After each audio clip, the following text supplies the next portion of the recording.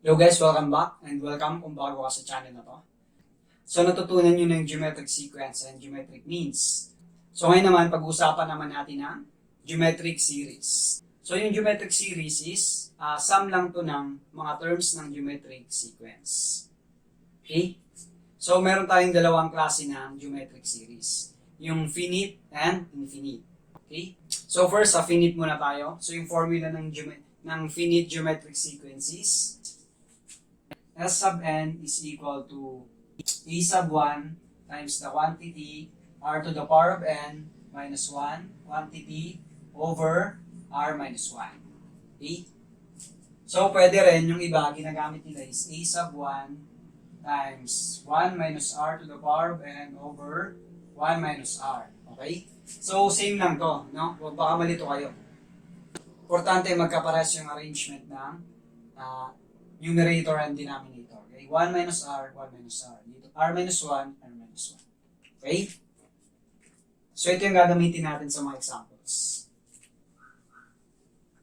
Okay? So, yung S sub n is yung sum ng mga terms. Yung E sub 1 is yung first term. So, yung R is yung common ratio. And then, yung N is yung number of terms. So, example tayo. Find the sum of the first 6 terms of the geometric sequence 8, 16, 32, 64. So, yung geometric sequence natin is 8, 16, 32, and 64, and so on. So, pinapahanap sa atin yung sum ng first 6 terms. Ibig sabihin, yung S sub 6. Okay? So, yung A sub 1 natin is 8. First term natin.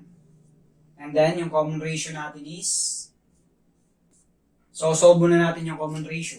Common ratio is equal to any term divided by its preceding term. So, A sub 2 over A sub 1 na lang gamitin natin. So, A sub 2 natin is 16. Then, yung A sub 1 natin is 8. Okay? So, 16 divided by 8, that is 2. So, therefore, yung common ratio natin is 2. Okay? So, erase na natin to. Now, substitute na natin to sa formula para masolve natin yung S sub 6.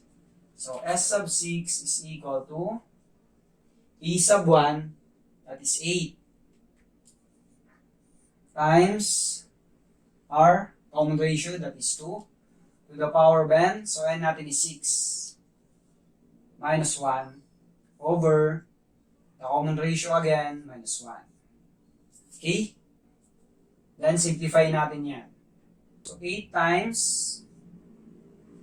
2 to the power of 6, that is 2 times 2, 4, times 2, 8, times 2, 16, times 2, 32, times 2, 64. So, 64 minus 1.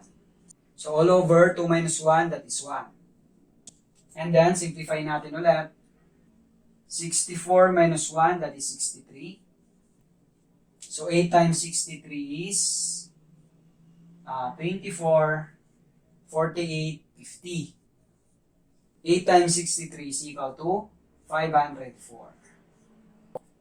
So, therefore, yung ating S sub 6 is 504. So, yung sum ng first 6 terms ng geometric sequence na to is 504. Example number 2. Find the sum of the geometric sequence where the first term is 4, the last term is 324, and the common ratio is 3. So, yung given is yung first term, that is 4, and the last term, A sub n, that is 324. So, hindi natin alam kung pangilang term yung 324. So, lagyan lang natin ng n. And then, yung common ratio is 3. So, kailangan muna natin masolve si n. So, gamitin lang natin yung formula ng geometric sequence. So, A sub n is equal to A sub 1 times r to the power of n minus 1. So, yung A sub n natin is 324. And then, yung A sub 1 natin, that is 4. Then, ang common ratio natin is 3 to the power of n minus 1. So, yung n yung hinahanap natin. Divide tayo ng 4. So, 3 to 4 divide 4, that is 81.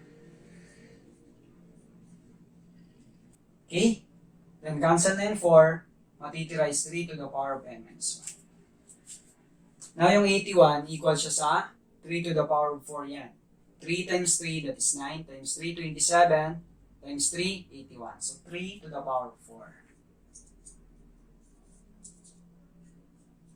So now, makikita nyo, same sila ng base.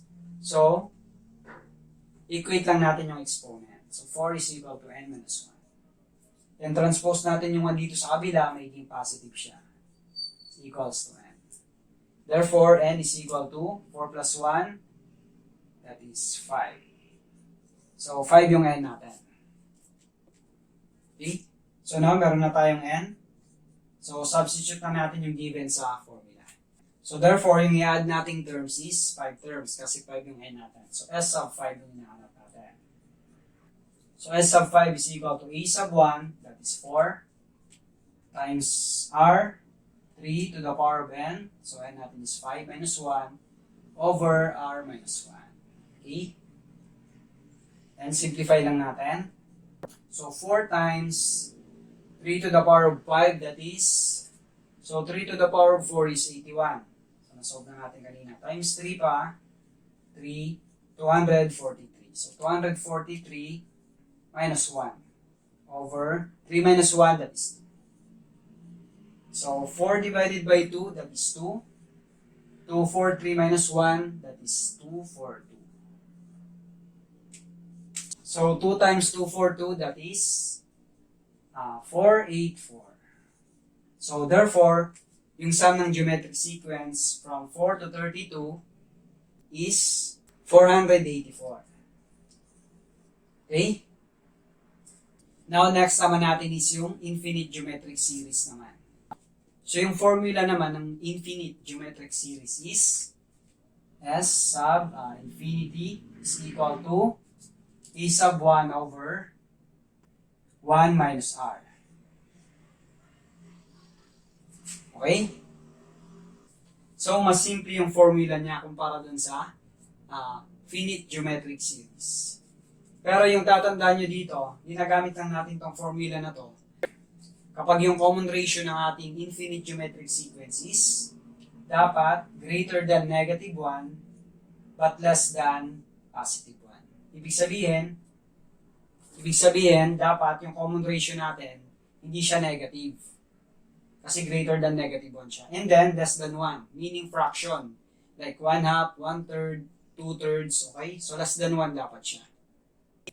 So, for example, find the sum to infinity of the geometric sequence 64, 16, 4, 1, and so on. Okay? So, yung mga terms ng ating infinite geometric sequence is 64, 16, 4, and 1, and so on. Okay? So, hanapin natin yung sum niya to infinity. Okay? Meaning, infinite geometric series. So, now, yung A sub 1 natin is 64. Then, yung common ratio natin, solve muna natin siya. So, common ratio, A sub 2 over A sub 1 na lang gamitin natin. So, A sub 2 natin is 16. And then, yung A sub 1 natin, 64.